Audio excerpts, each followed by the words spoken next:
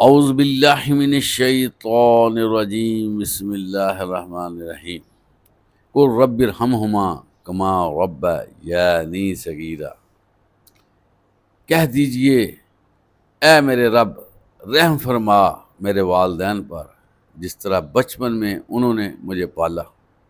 محترم حضرات، والدین اللہ کی عظیم نعمتوں میں سے ایک بڑی نعمت ہے۔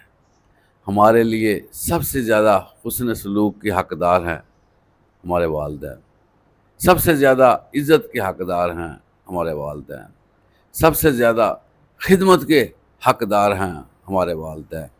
اور یہ نعمت جو ہے یہ چھن جانے والی ہوتی ہے۔ اللہ فرماتے ہیں کہ جب تمہارے والدین وفات پا جائیں تو ان کے لیے دعا کرتے رہا کرو۔ والدین کے لیے اولاد صدقہ جاریہ ہیں، اور اللہ تعالیٰ اولاد کی طرف سے کی گئی دعا کو قبول فرماتے ہیں، اور والدین کو اولاد کی دعاؤں کا بے حد فائدہ ہوتا ہے۔